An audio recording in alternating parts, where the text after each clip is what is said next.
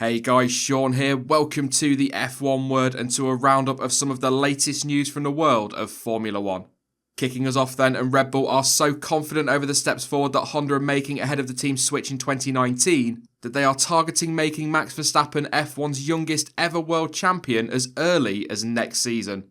After a dominant weekend in Mexico from Red Bull, Christian Horner believes that should Honda be able to deliver an engine that is, quote, anywhere near the ballpark of our opponents, then the team's Aero package could well be enough to make up for any power deficit. And Red Bull Motorsport advisor Helmut Marko believes that there are no excuses not to try and take the title in 2019.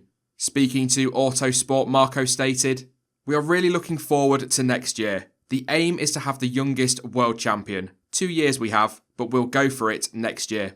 We know the first year with a new engine manufacturer is not easy, but the aim and the goal that I've told all the people is that we have to go for the championship from the beginning. No excuses." Marko did, however, admit that there were concerns over the reliability of the Honda power units, but did go on to stress that the high number of engine changes made by Toro Rosso this season were down to trying out new development for 2019 rather than reliability issues. He added, "It's tactical to get the best for next year. Toro Rosso are sacrificing their season for next year. It's part of our concept that we have with Honda. The figures are already ahead of Renault. But even so, if you have 1 or 2 starts from the back, with Verstappen, there's some excitement. On the radio, he's talking like he's sitting with a cup of tea. The sort of information he's asking for, he's unbelievable. There is no limit yet." Sebastian Vettel currently holds the record of being the youngest world champion, having taken his first title with Red Bull in 2010 at the age of 23 years and 134 days, which means Max Verstappen, currently 21 of course, has until the end of the 2020 season to try and break that record. Sticking with Red Bull for a moment, and Daniel Ricciardo has posted a video on social media confirming that he will see out the remainder of the season with the team.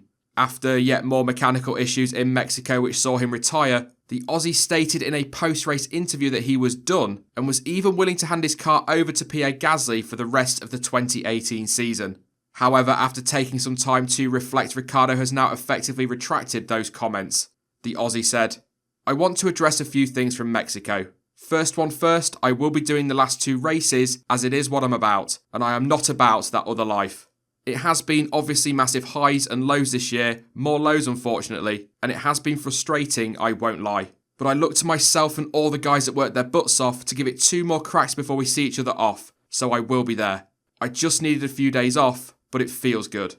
Despite a promising start to the year, Ricciardo has endured a difficult run, which has seen him retire from 4 of the last 7 races, and a total of 8 times over the course of the season. Not all of those were due to mechanical issues though, of course. It has been confirmed that Haas have lost their appeal against Romain Grosjean's disqualification from the Italian Grand Prix. The Frenchman did cross the line in 6th place, but following a post-race protest from Renault, he was disqualified from the final result. The race stewards found that Haas were in breach of Article 3.7.1d of the technical regulations, which focuses on the radius of the leading corners of the floor's reference plane. The team decided to appeal the decision after feeling that a gentleman's agreement had been broken by Renault. However, their appeal was unsuccessful and the decision to disqualify Grosjean was upheld. And reacting to that decision, Haas boss Gunther Steiner said, "Obviously, we are disappointed not to have won our appeal. We simply move forward and look to the final 2 races of the year to continue to fight on track, earn more points, and conclude our strongest season to date in Formula 1. And Renault's technical director Nick Chester added, "Technical regulations, especially those introduced for safety reasons, must be observed strictly. We are satisfied with the decision, and I would like to thank the court and the FIA for their work on this matter. The team is now focused on the end of the season."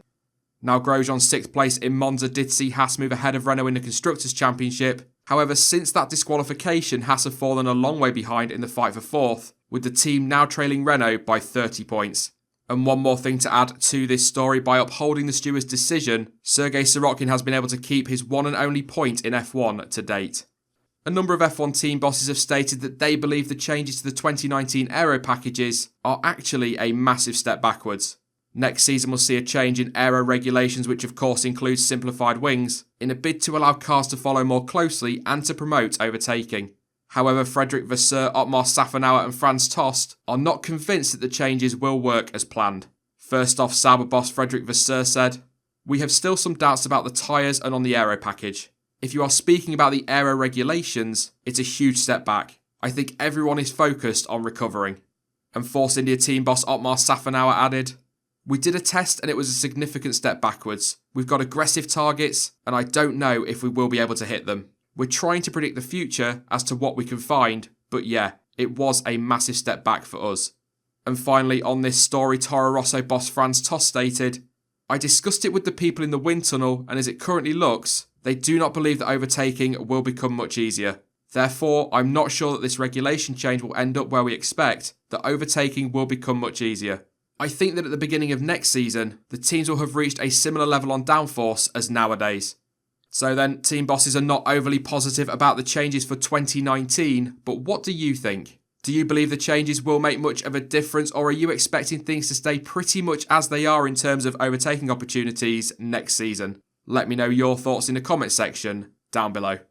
And finally, it has been announced that Marcus Ericsson will be racing in IndyCar next year. The Swede will leave Sauber at the end of the current campaign, instead becoming third driver and brand ambassador for the team, and had previously stated he was looking for racing opportunities elsewhere. It has now been confirmed that Ericsson will race for the SPM team in 2019, and speaking about that decision, Ericsson stated, "It feels like a perfect step for me and my career after 5 years in F1. I can't wait to start work with SPM and all the people in the team which I've heard a lot of good things about. They've had some great success over the years, and I'm looking forward to working hard to continue and improve on that path. The racing in IndyCar looks great, and I feel really excited to be part of it in the future. It will be a lot to learn, including new tracks, oval racing, etc. I know it won't be easy, but it's a challenge I'm very much looking forward to, and I can't wait to get started." Marcus Ericsson, who of course made his debut in F1 for Caterham back in 2014, will end his 5-season stint racing in the sport when the flag falls in Abu Dhabi, with Antonio Giovinazzi taking his place at Sauber and partnering Kimi Raikkonen. That is it then for this week's news roundup, and in the comment section down below, don't forget to let me know your thoughts on the 2019 Aero regulation changes, or indeed any of the stories covered in this video. Now, I will be back live this Sunday at 6 PM UK time for our usual stream, and then it's on to all of the usual race week content for the 2018 Brazilian Grand Prix, and that all starts on Tuesday. In the meantime, though, you can follow me over on social media. Links to Twitter, Instagram, Facebook, and to Discord are all in the description down below.